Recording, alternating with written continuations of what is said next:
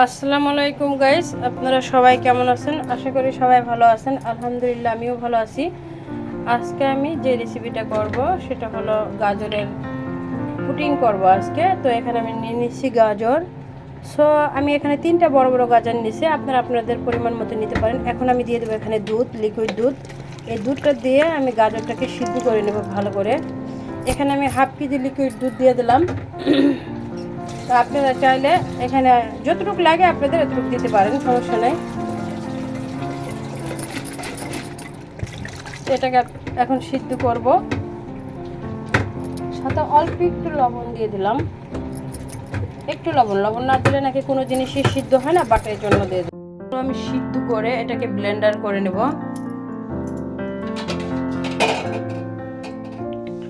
তো ব্লেন্ডার ঠিক এরকম করে নেবেন, একবারে ফিনিশিং দিয়ে নেবেন। এটাকে আমি আবারও চালবো, সেটা আপনাদের সাথে শেয়ার করব।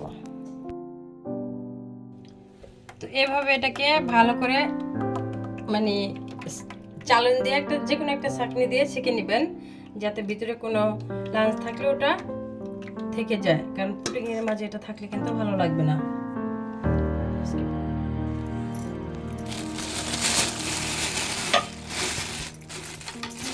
তো এখানে আমি গাজরের যে এইটা ক্রিমটা, এটা কিন্তু আমি একবারে পিওর একবার বেবি ক্রিম করে নিয়েছি, দেখেন। এখন এটার মাঝে কিন্তু আমি আবার দুধ দিয়েছিলাম, আরও 1 কেজির মতো দুধ দিয়েছি। দুধ দিয়ে তো এটা আমি সিদ্ধ করেছি, 1 কেজির মতো দুধ দিয়ে সিদ্ধ করেছি। বাট তারপর আরও 1 কেজি দুধ দিয়ে এটাকে আমি লিকুইড করছি। এখন এটার মাঝে দিয়ে দেবো আমি চিনি।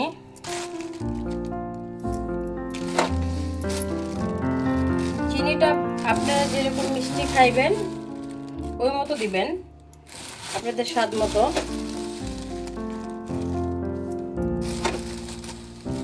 গাজরের পুডিং খেতে কিন্তু আসলে অনেক মজার হয় এবং এটা দেখতেও অনেক ভালো লাগে, দারুণ লাগে। দিয়ে দিলাম আমি চিনি, বেশ অনেকখানি চিনি দিয়ে দিলাম আমি। এখানে দেখেন কালারটা এত মনে হয় যে রং দেওয়া হয়েছে এটার মাঝে, মানে এত কালার। গাজর কিন্তু এমনি দেখা যায় অরেঞ্জ কালারের মতো, বাট এটা যখন আপনি আবারও ব্লেন্ড করবেন অথবা এটা হাতের মধ্যে ছানা দিবেন, তখন দেখবেন এটার কালারটা আবার আরেকটা কালার হয়ে যায়। একটু স্বাদ মতো লবণ দিয়ে দিলাম আমি এখানে।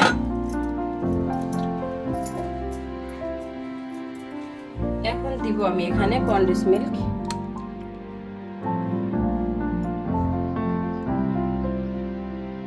দিয়ে দিলাম পরিমাণ, মানে আমার টেস্ট মতো কনডেন্স মিল্ক।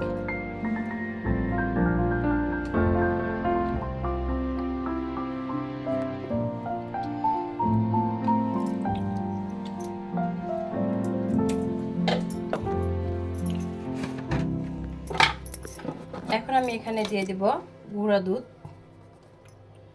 2 চামচ। চামচটা মোটামুটি বড়, এটা 2 চামচের মতো আমি গুঁড়া দুধ এখানে অ্যাড করে দিলাম।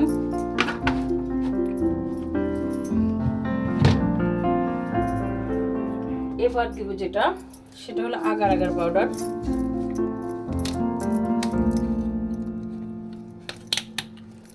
নিয়ে নিলাম আগার আগার পাউডার। আমি আগার আগার পাউডারটা দিলাম 1 চামচ, দিলাম 2 চামচ।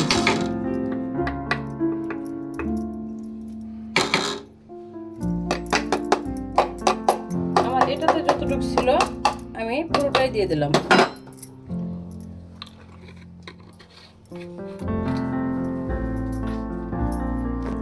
আগে নিও না। এবার আমি একটু পানি দিয়ে দিলাম, যেহেতু এটা বেশি ঘন হয়ে যাবে সেজন্য। পুরোটাকে আমি ভালো করে মিশিয়ে নিব। আগেই কিন্তু আমি এখনো চুলাটা ধরাই নেই, কারণ চুলা ধরাইলে এটা কিন্তু দলা পেকে যাবে, তখন কিন্তু আপনারা এটা করতে পারবেন না।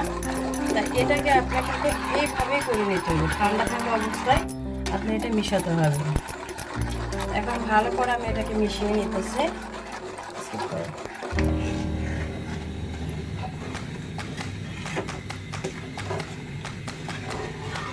এবার আমি এটাকে ভালো করে পুডিংটাকে তৈরি করব। চুলা ধরিয়ে দিয়েছি, পুডিংটা অলরেডি আমি তৈরি করতেছি। কীভাবে আমি পুডিংটা তৈরি করি একটু দেখেন।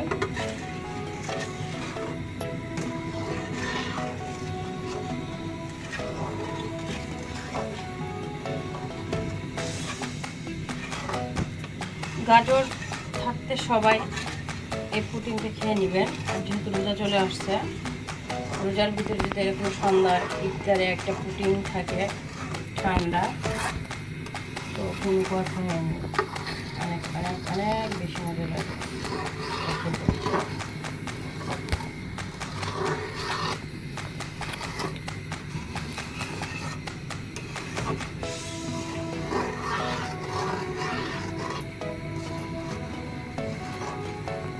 তো গাইস, হয়ে গেল আমার পুডিংটা। এবার আমি এটাকে ঢেলে নিব।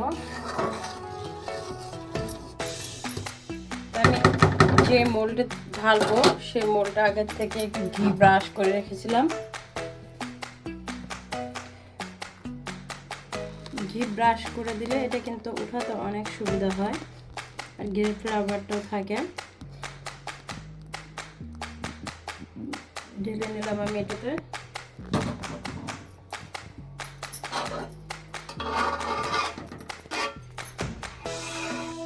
হয়ে গেল আমার গাজরের পুডিংটা। আমি সারা রাত ফ্রিজে রেখে দিয়েছিলাম। এখন এটাকে আমি মোল্ড আউট করে নেব।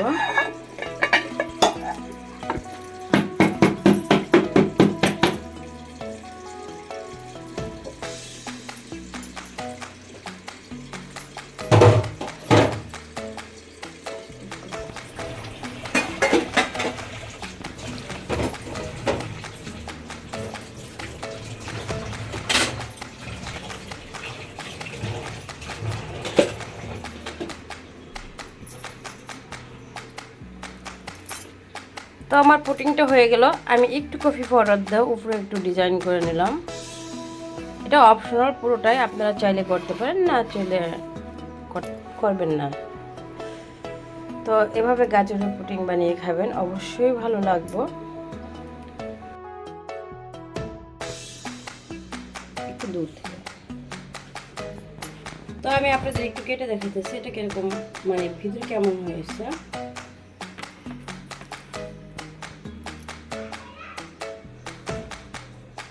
দেখতেই পারতেছেন কতটা ইয়ামি হয়েছে ভিতরে।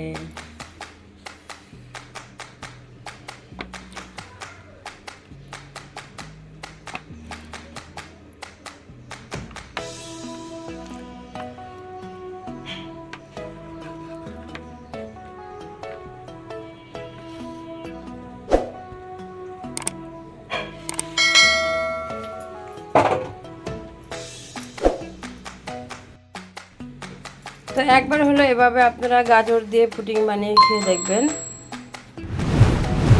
অনেক ভালো লাগবে।